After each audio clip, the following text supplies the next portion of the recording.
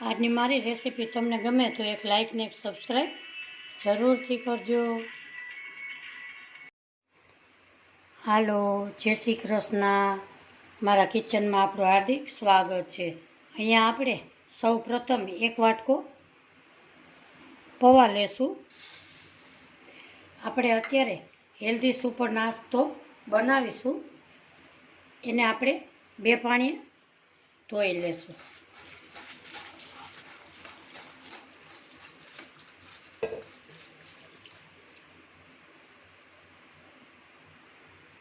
અહીંયા આપણે પૌવા સરસ 2 પાણીએ ધોઈ અને સરસ કરી લીધા. હવે આપણે મિક્સર જારમાં સીધા ઉમેરીશું.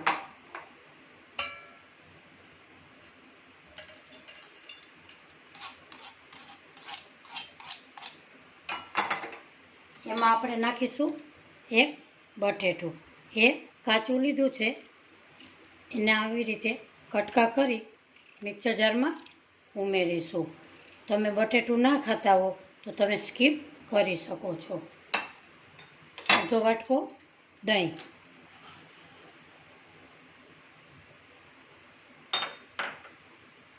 અડધો વાટકો પાણી. એને આપણે મિક્સર જારમાં પીસી લેશું. આપણે અહીંયા પીસી લીધું છે. હવે આપણે જોઈએ કે આપણું બેટર આવી રીતે આપણે રાખવાનું છે. એને આપણે એક બાઉલમાં કાઢીશું.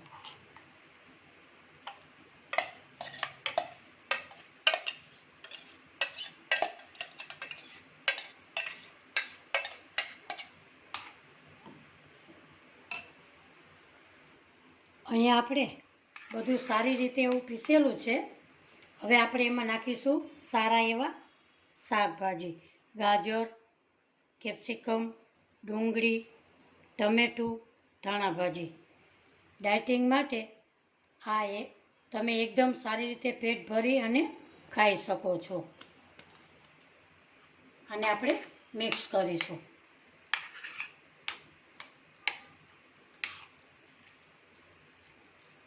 એમાં નાખીશું આપણે આદું.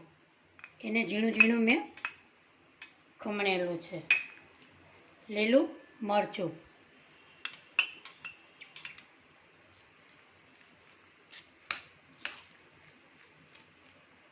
Chilli flakes.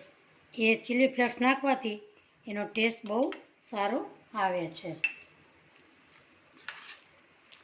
આ બધાને આપણે મિક્સ કરીશું.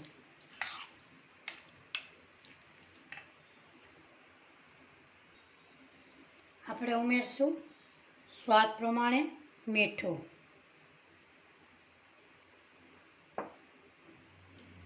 પ્રોટીનથી ભરપૂર એવો એક ચણાનો લોટનો વાટકો ઉમેરીશું. જેટલા પૌવા લીધા એટલો જ ચણાનો લોટ આપણે ઉમેરીશું. એને આપણે મિક્સ કરશું.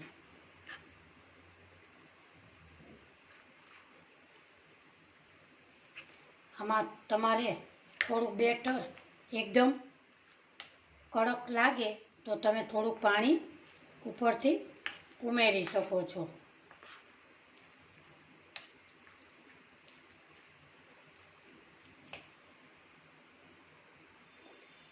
આપણું બેટર અહીંયા પરફેક્ટ છે.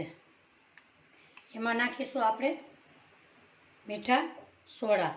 અડધી ચમચી મીઠા સોડા નાખીશું. એને આપણે મિક્સ કરીશું. હવે આપણે વઘાર કરીશું. અહીંયા આપણે 3 ચમચી તેલ ગરમ કરેલું છે. એમાં નાખીશું રાઈ, જીરું ને લીમડાના પાન. એ બધું આપણે મિક્સ કરીશું.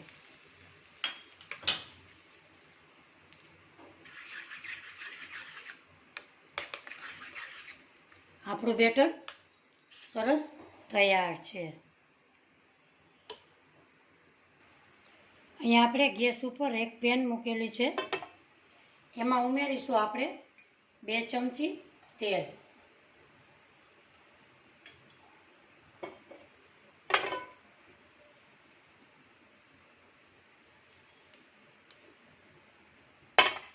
એમાં ઉમેરીશું આપણે તલ.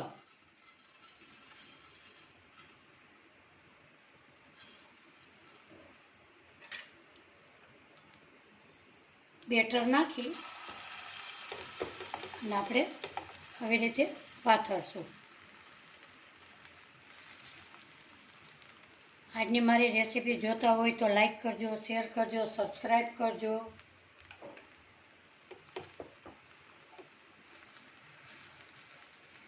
એની ઉપર આપણે પણ તલ નાખીશું. ધીમો ગેસ રાખી 2 મિનિટ ઢાંકણું ઢાંકી અને પકવવા દેશું. હવે 2 મિનિટ થઈ ગઈ, આપણે ઢાંકણ ખોલીશું. આપણે જોઈ શકીએ કે સરસ એકદમ એક બાજુ પાકી ગયો છે. હવે એને ફરતી કોર આવી રીતે આપણે ઉખેડશું.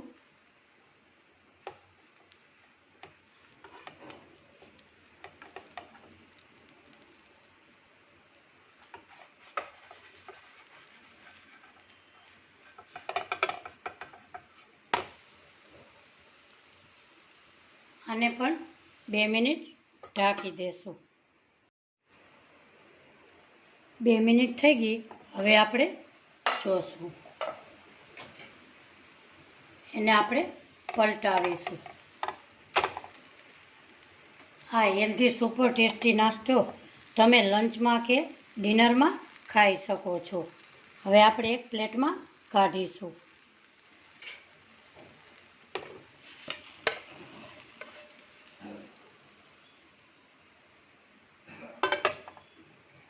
હવે આપણે એવી રીતે બીજો પણ પાથરશું. થોડુંક આપણે 2 ચમચી તેલ ઉમેરીશું. એમાં નાખીશું આપણે તલ.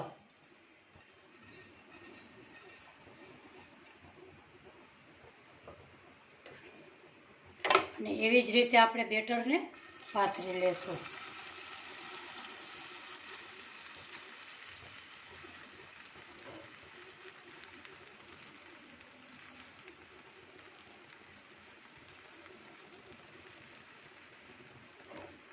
એને હવે 2 મિનિટ ઢાંકી દેશું. આપણે અહીંયા 2 મિનિટ થઈ ગઈ છે. હવે આપણે ઢાંકણ ખોલીશું. આવી રીતે હલાવી અને તમે આમ પણ કરી શકો છો. એને પણ 2 મિનિટ આપણે ઢાંકણ ઢાંકીશું. અહીંયા આપણે 2 મિનિટ થઈ ગઈ, પાછા આપણે ઢાંકણ ખોલીશું. એને પણ આપણે આવી રીતે પલટાવશું. આપણો નાસ્તો તૈયાર છે. આપણે એક પ્લેટમાં કાઢીશું. હવે આપણે સર્વ કરીશું.